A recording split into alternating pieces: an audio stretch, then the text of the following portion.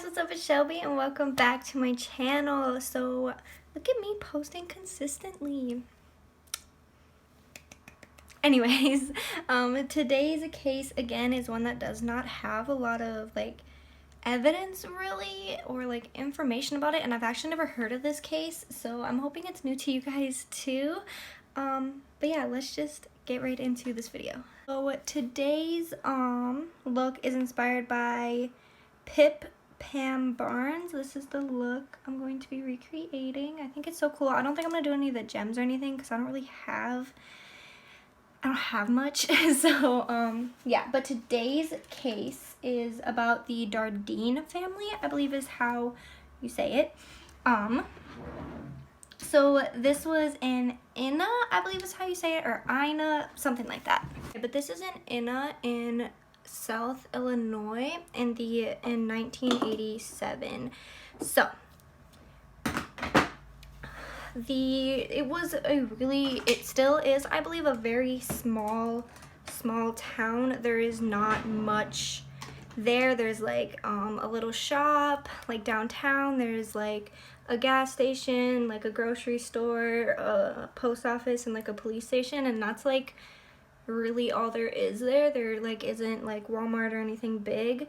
I'm sure there's a couple mom and pop restaurants and stuff, but there is really not much in this small town. It's kind of this super small little community almost. So we are going to be talking about the Dardeen family, and this consisted of Keith, who was the husband, Elaine, I'm pretty sure is how you say her name, Elaine, who was at this time 7 months pregnant with a little girl who they were going to name Casey, and their little boy, he was 3 years old, and his name is Peter, or was Peter.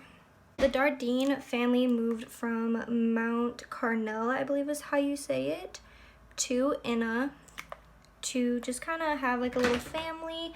They bought a trailer, so they were just living in a cute little trailer house type of thing on a plot of land, and things were actually going really well in Inna for them. I'm pretty sure that's where Keith's mother lived, because his parents come in a lot, but I didn't see too much on her family. But I seen more about his family, so I think maybe they lived there, and that's kind of why they moved there, to be closer to his family maybe. I don't know. But anyways, irregardless, that's where they moved. Keith was a treatment plant operator, and Elaine worked as she worked at a office supply store. So they both had steady jobs coming in. They also went to church every Sunday, and they were in a choir band group for their church, and they were very respected as a family. They were well known, they were good people, and everybody around them said that they were super nice, but they were kind of kept to themselves more. See, they kind of kept to themselves. They were kind of just kind of kept to themselves. They didn't really invite friends over very often, even though they were kind of popular loners. They were nice to everybody, but they kind of just kept to their family. And a lot of people said that Keith was very protective of his family. He never would invite strangers in or anything, because this one time, I think his mother said this story, but one time somebody tried to this girl knocked on their door and was hey, I need to use your telephone, but Keith was no, I'm sorry, I can't let you in, I'm not comfortable with strangers in our house, with my kid and my wife, she's pregnant, you know. So he actually turned her down and made her leave. So he wasn't also controlling though. They seemed very happy as a family. And there was no, it didn't seem like anything was, wrong. He was just protective. He didn't want to put his kids or his wife in danger. But they were thinking about moving from the area they were living in and moving somewhere else, because the area that they're living in, Inna, was kind of starting to rise in crime rates and rape.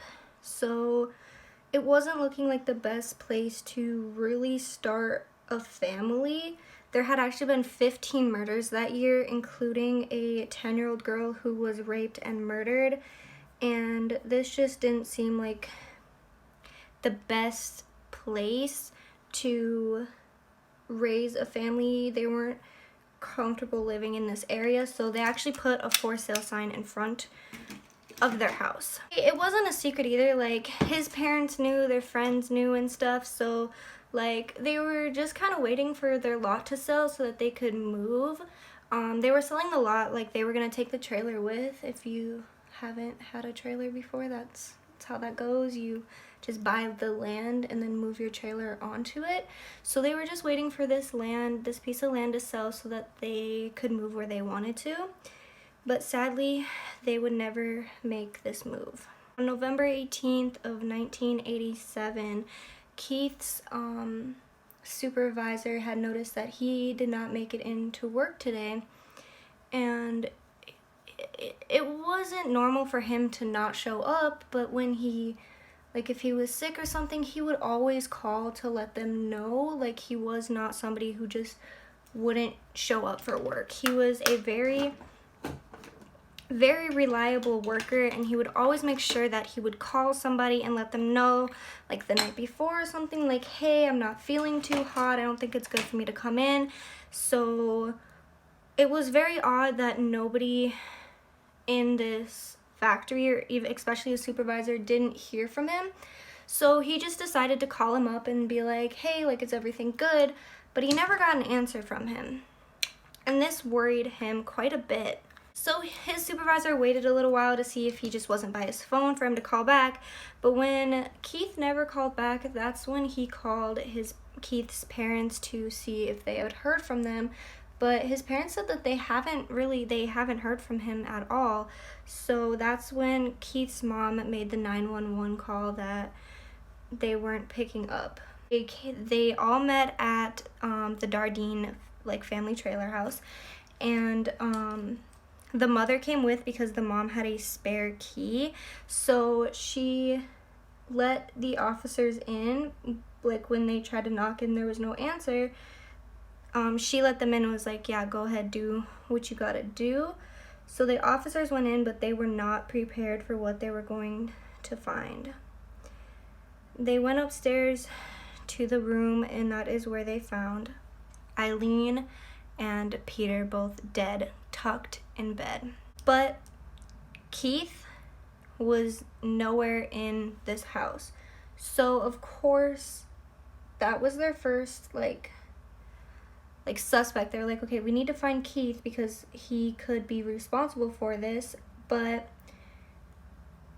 like I said, Keith couldn't be found, so they put an APB out for Keith. And so they searched the crime scene, and they had found that Eileen and Peter were beaten to death. They were gagged, and bound, and beaten to death with what they found to be a baseball bat that Peter had actually got for his birthday, I believe. He received it from his father, Keith, I believe, for like his birthday or something. That was the weapon that was used to kill Eileen and Peter. Eileen was hit on top of the head and fractured her skull. Peter had the same injuries, but he also had other small abrasions to his body, and they actually found out that during this attack, Eileen had went into an early labor from all of the stress and ended up giving birth to their daughter Casey, but sadly the killer had no mercy and beat the baby to death, and the baby was also found tucked in bed with the other two, with Eileen and Peter. How sick do you really have to be to do some shit like that? Like, that is absolutely incredibly insane. She literally went into labor, and they did the same thing to the baby, a brand new born precious little girl. I don't know, that's just some other mental stuff right there. But anyways, so they, like I said, they put an APB out for Keith because he was kind of the lead suspect at the moment, because he was nowhere to be found at this moment.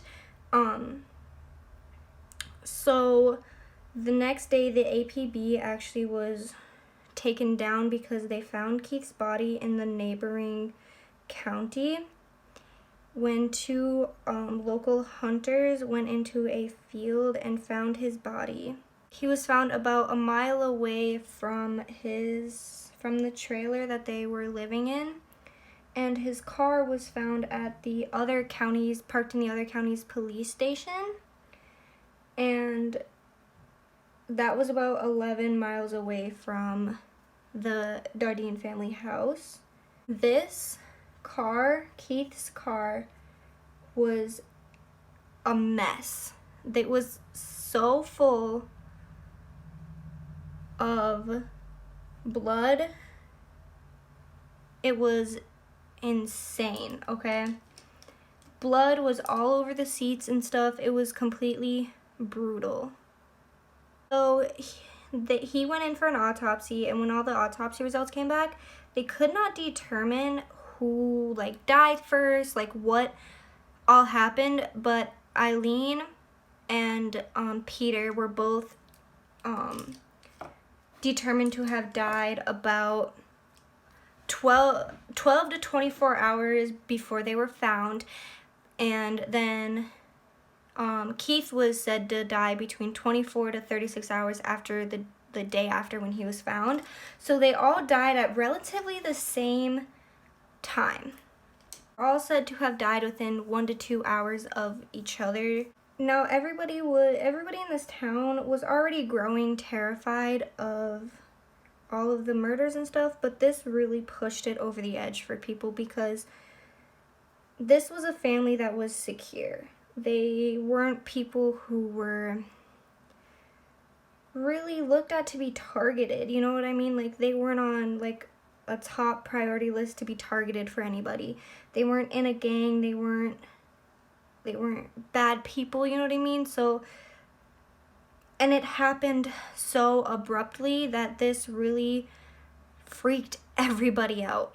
The rate in people buying like home security cameras and guns raised after this happened because the cops could not find out who did it. There was little evidence in what happened to them. There was no fingerprints found, no footprints, nothing, literally nothing. They also found the cause of death for Keith. I forgot to mention this.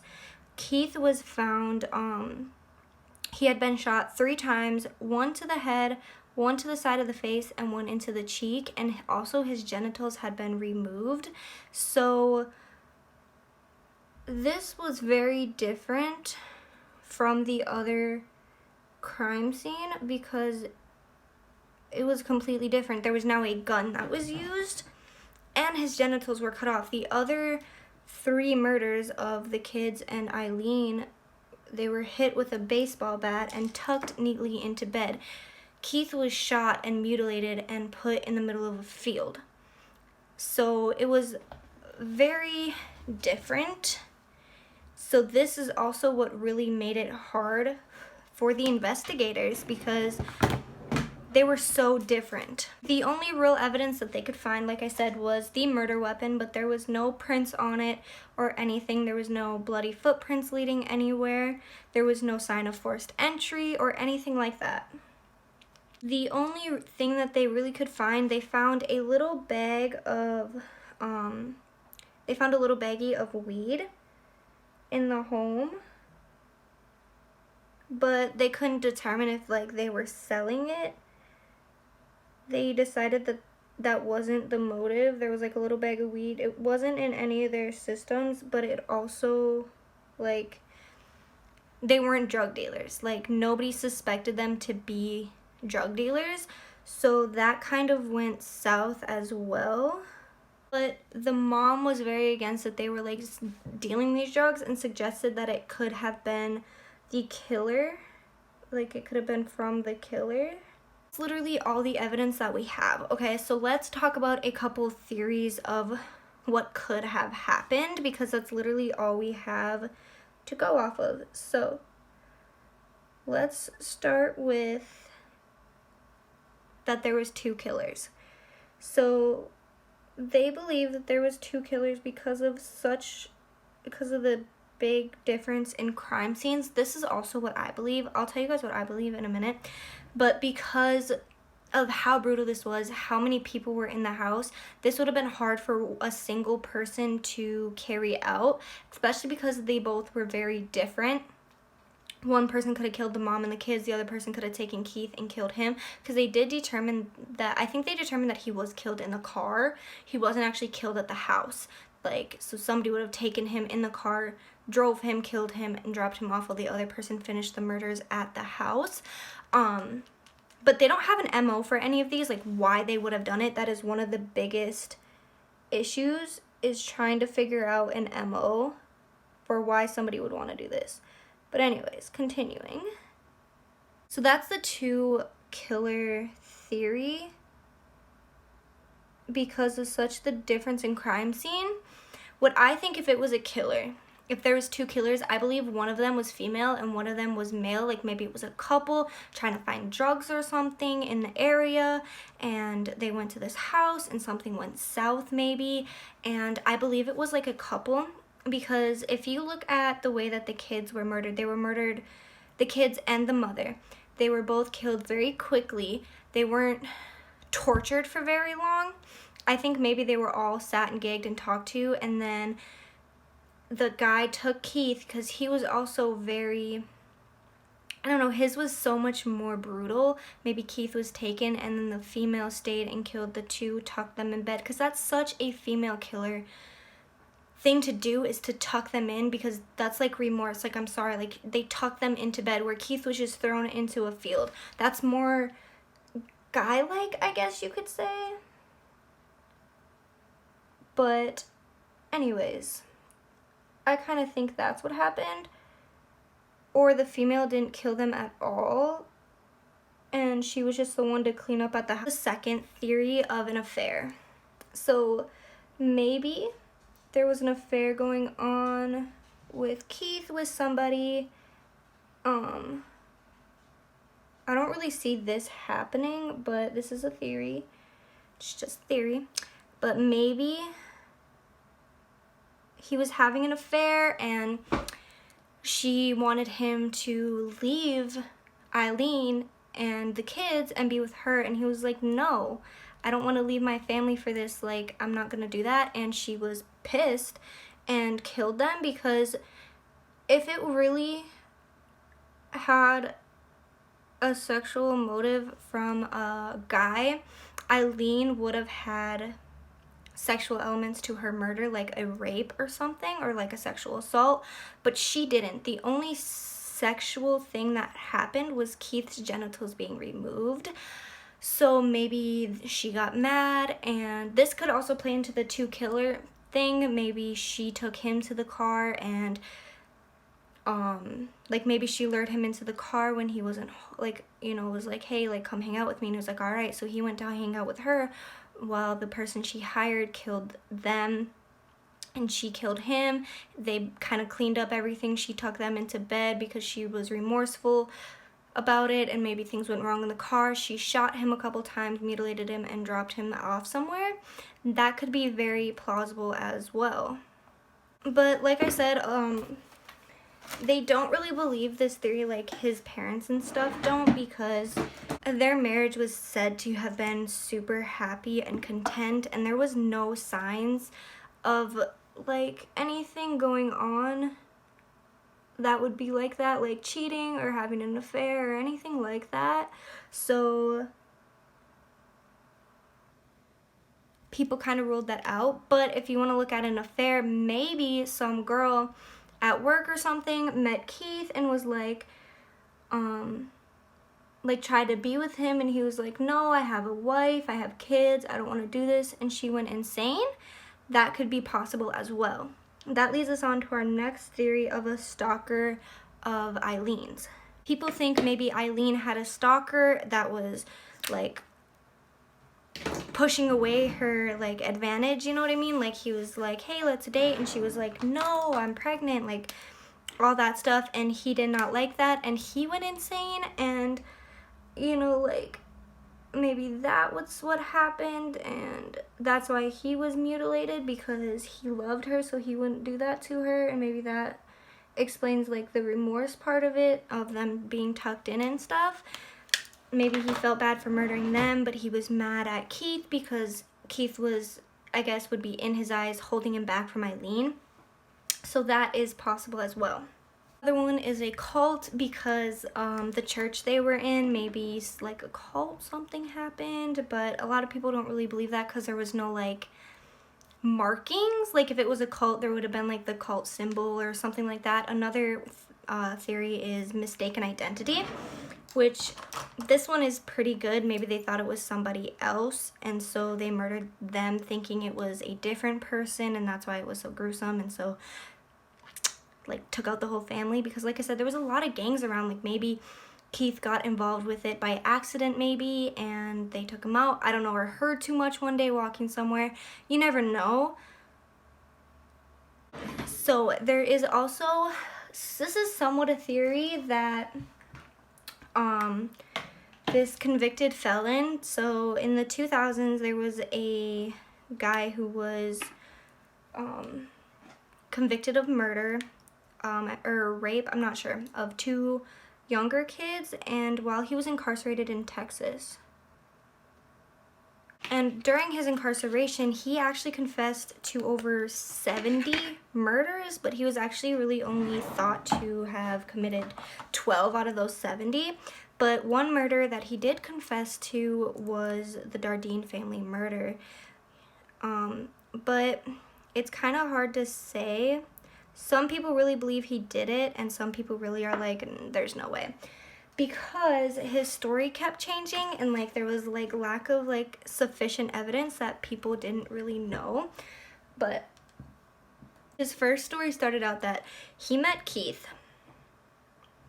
at a gas station, and they were talking and stuff, and he ended up inviting him over for dinner, and he had actually planned like he was gonna murder them when he got there, because he's fucking crazy. But anyways, he decided like, okay, I'll come to dinner, and that's when he carried out this murder. When he got there, like they ate dinner or whatever, and then did that. He also said that Keith invited him over and promise of dinner and sexual favors, like a threesome or something with his wife, which people, that was kind of like where people didn't believe it, because for one, Keith was super protective over his wife. Like I don't think he would have ever done something like that. And second, she was 7 months pregnant. I don't really think she wanted to do all that at 7 months pregnant.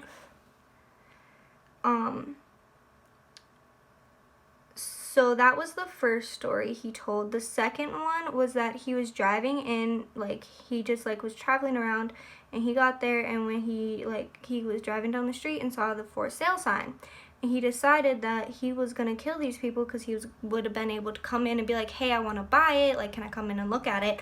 So he figured that was his way into the house. So he went and went to the bar, had a couple drinks, came back drunk, and talked to Keith and was like, hey, I want to buy your house, or I want to buy your land, blah, blah, blah, blah, blah. Can I come look and talk about it? Keith said, yeah.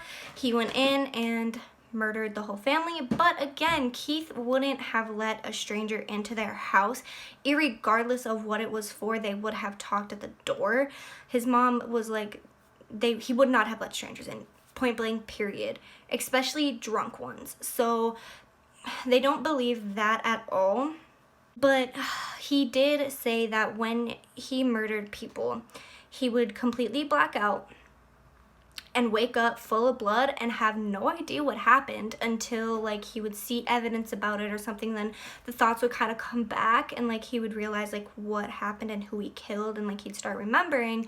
So people were like, well, maybe that's why he's like forgetting pieces of the story, because like investigators would ask him something, he would kind of like stutter about it, and like he would kind of be like, well, this, maybe this, and then right after that he would kind of like stop and say the right answer after that. So people think like maybe that's it coming back to him, like he's thinking about it, it's happening, like because he blacks out, so maybe as it's being presented to him it's starting to come back and he's thinking about it and he just shot out an answer and then was like, wait, no, that's not what happened, this is what happened, I remember now. Or they think like the cops might have had something to do with it, like maybe they were accidentally giving him too much information and he was picking up on it so he could answer the questions correctly, so that like he'd answer it and it'd be wrong and the cops would like say something and he'd be like, oh no, this is what happened, I remember. So people think that it could have been the cops' fault that he was starting to get these answers right, like right after, like, or he was kind of noticing like he would start to say the wrong answer and the cops were like, oh no, it's wrong, and he'd be like, no, never mind, this is what happened, until the cops would be like, oh, okay, that's what happened, like kind of playing like a elimination game of what happened. That could be possible as well. One thing they did not put out into the media, which is what they were going to like what they were going to connect the murder to, like the murderer to the murder, they did not give out the way Eileen's body was found into the media, because that would be something only the killer knew. So they asked him, how was Eileen's body like laid out, like how was it laid out, and he did not say the right answer. So this, but like I said, but then eventually he said the right answer, so they don't, like, it's kind of hard because like it's either he's remembering or he's noticing patterns that he can play off of the cops to get the right answer. So it's kind of hard to say. The other thing that really messed up his story too of killing them was he said that he shot Keith in a specific seat in the car.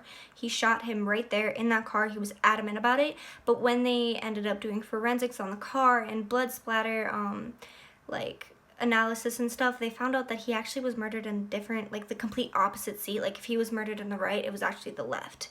Or like if it was the front, it was actually the one in the back. Like if it was the front passenger seat, it was actually the back passenger seat. So that kind of blew it for him pretty much, that it wasn't actually the right seat that he told them that it was. But in 2014, he was put to death by lethal injection and was never actually convicted of killing the Dardeen family because they had little evidence, but a lot of people do believe that he's the one who did it because like of all the right answers that he got, but I don't really think that he did, because he confessed to over 70 murders. I think he was just trying to be infamous, and he wasn't. That's why I'm not saying his name, because it's really not that relevant. If you can look it up if you want, but I don't believe he did it. I do believe it was like two people, and I do believe one of them was a female, just because of the way that the kids' bodies were found and how Eileen was found. They were found nicely tucked into their bed. That shows remorse.